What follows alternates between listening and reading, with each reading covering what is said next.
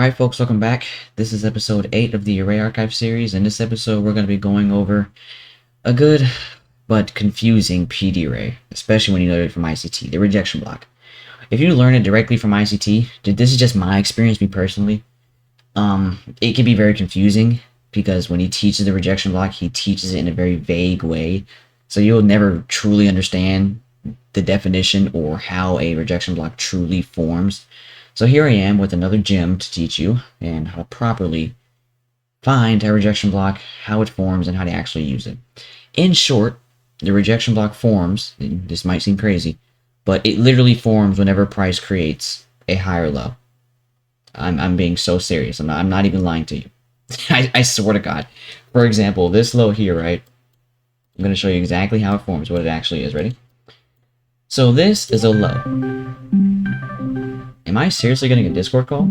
This is funny. You know what? I'm going to keep this in. This is hilarious. Hold on. Wait a second. Who was even calling me? Oh, it's him. You know what? We're going to continue with the recording. We're not even going to mind that. Anyway, this is a low right here. Obviously, right? That's a low. Since this is a low, the rejection block forms from the deepest down close candle as or before the actual creation of the swing to the swing itself. Meaning, you see this down close candle? This is the deepest down close candle before this swing is created, before that low is created. So it's from that body or the actual close, because remember, deepest down meaning bearish, and then close meaning the actual close of the candle to the low. There's your rejection block right there. Boom. Now, rejection blocks are good for a lot of things. One, confirming if order blocks are going to be respected, and two, for turtle soups. Because, reminder, the rejection block is the first PD array you're ever going to see whenever a turtle soup is forming. Period. Whenever price is reversing or doing some sort of reversal, the first thing you're going to see is the rejection block. Period. You're not going to see anything else. You're going to see the rejection block first. So we're going to go over a couple examples, maybe about 4, because this is a very simple concept. It's not hard at all. So some people might say, oh, well, what, should we just do the entire wick of that candle then? No. I'm going to show you why in just a second. And here we are. We got a bearish rejection block. See that high right there? See that? That's the high.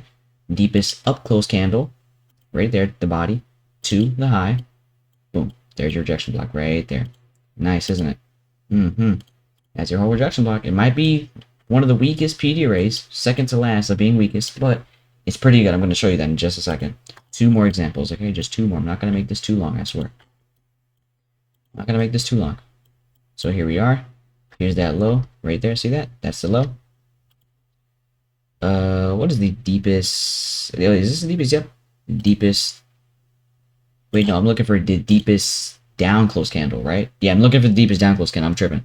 So since the deepest down close candle is the actual candle that creates the swing, going to be this right here. I got a little confused because just the way the rejection block formed. But anyway, there's your rejection block right there. Price disrespects it. Obviously, it's a weak PD array. But once you use it when it comes to, what's the word? In confluence with the actual narrative, then yeah, it'll work. But we're just drawing out random examples. One more. We're going to do a bearish example just to end it off. Let's see. Here we go. Deepest up close candle before the swing. Swing is right there. See it? I know you see it. Deepest up close candle to the swing. And there we go. See that? That's a rejection block. And guess what? 1, 2, and then it drops lower. How much was that move? About 100 points?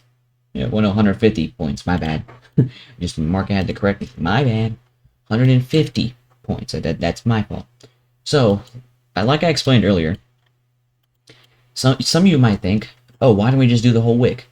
Well, I'm going to show you that right now. Ready? You see that swing right here? That's the high that price created, okay? What is the deepest up close candle before that swing?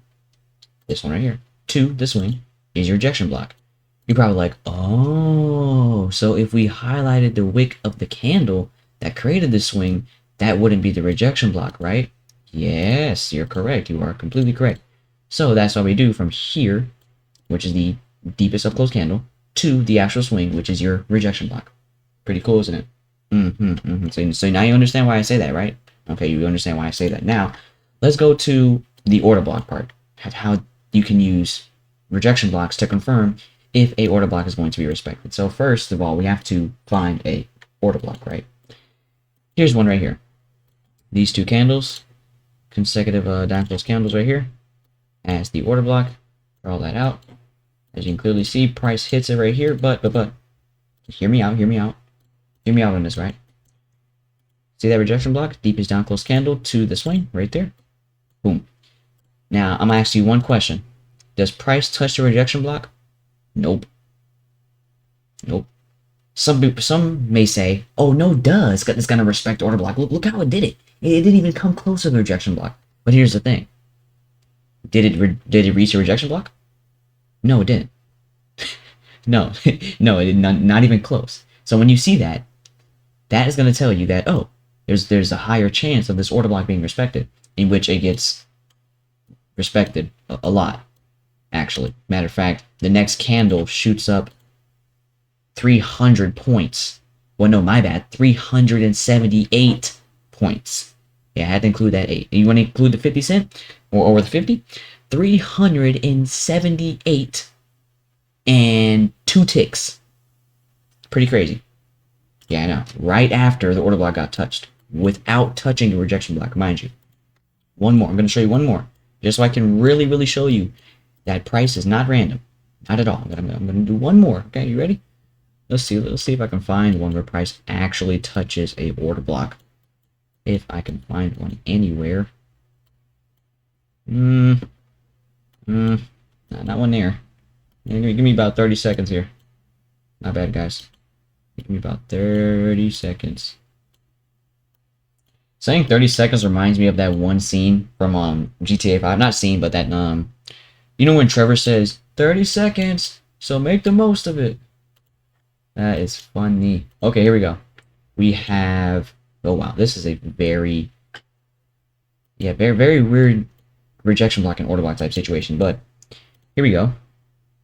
Here to here. This is the what? This is the rejection block. This is the rejection block right here. Uh-oh, it touched it by a little bit, JJ. You're wrong. But here's the thing. Did it disrespect the order block? Did it disrespect the rejection block? No. All it did was just use it for a higher confluence. But that factor is still there. You see, if we just pull this down, it doesn't look like it touched it. But it did, in which that's fine. That can happen. I'm not going to sit here and say that, oh, price is perfect, because it's not. But just pay attention to how deep it went into the rejection block. Look at this, right? From here to here, 3 ticks. Is that enough for you? Is that enough? 3 ticks? You see that? Is that enough to say, oh, okay, so price is not random? Yeah, of course not. It's not perfect, but it's definitely not random. So all it did in this situation was just use a rejection block plus the order block for what? More confluence, obviously, right? So from here to here is the what? Is the order block. But guess what? What also gets touched when it reaches that rejection block?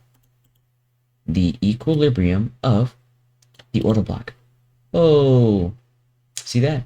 Yeah, I know. We're going to do one more example just to, roll over this one. Let's see here if I can even find a block. Wherever I can find one at. Yeah, you know what? Perfect example right here. I'm staring right at it. I'm sitting here just looking at a blank screen like I'm retarded. But here we go. Deepest down close candle to the swing. Guess what? That is your what? Rejection block. Do you see that? That's your rejection block. And guess what? Where's order block? Right here. That's the order block. See how price dumps into the, not necessarily dumps, but you see how it drops into the order block? Does it reach the rejection block when it does it? Nope. Nope. Nope. You're probably like, oh, but look here, JJ. It ran through the order block and touched the rejection block. Well, no, duh. Because do you know what happened at this time? CPI. It's just, come on. It's just, like, really, CPI. Well, what do you expect? CPI is one of the most whiplashing economic events ever. CPI, yes, CPI and PPI are one of the most whiplashing economic events ever. So it's going to violate PD arrays, period. Okay, but you get my point. Whenever you see a rejection block not getting touched after a order block has been touched, it is a higher chance that the order block will be getting respected. Okay, we've seen it a couple times already, but I'm not gonna sit here and yap for 20 minutes about, oh, this is how order block can be respected by. No, I'm not gonna do that. I'm just not gonna do it. Okay. There was something else I mentioned earlier. Did I forget? Someone play some elevator music while I think about this. I said turtle soup, but I'm not gonna go over that. And then I talked about how the order block can be respected without the touch of a rejection block.